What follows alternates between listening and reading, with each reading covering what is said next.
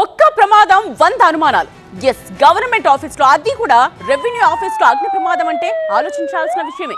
అసలు ఎలా జరిగింది అగ్ని ప్రమాదం, కారణం ఏంటి, అవే ఇప్పుడు కలకలం రేపుతూ ఉన్నాయి. అందరికి ఇవే డౌట్స్ వస్తూ ఉన్నాయి. కంచికెళ్లలో ప్రమాదం సంచలనంగా మారింది. ఎన్టీఆర్ జిల్లా కంచికెళ్ల తహసీల్దార్ కార్యాలయంలో అగ్ని ప్రమాదం ఉలిక్కి పడేలా చేసింది. రాత్రి ఆఫీస్లో చెలరేగిన మంటల్లో దస్తావేజులు అలాగే కీలక ఫైల్స్ అన్ని కూడా కాలి బూడిదైపోయాయి. చుట్టుపక్కల వాళ్ళు మంటలు గుర్తించి ఫైర్ ఇంజన్లు పిలిపించేసరికి అగ్నికీలలు ఎగిసిపడ్డాయి. ఒక రికార్డ్ రూమ్ లో ఫైళ్లన్నీ తగలబడ్డాయి.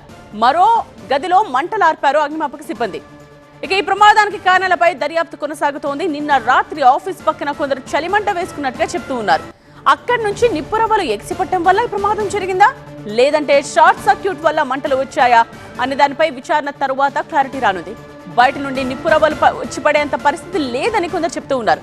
ప్రమాదం తీరుపై అనుమానాలు వ్యక్తం చేస్తూ ఉన్నారు. మంటలు ఎలా వచ్చాయనే దానిపై పూర్తి స్థాయిలో దర్యాప్తు చేస్తామని ఆర్డీఓ చెప్తున్నారు.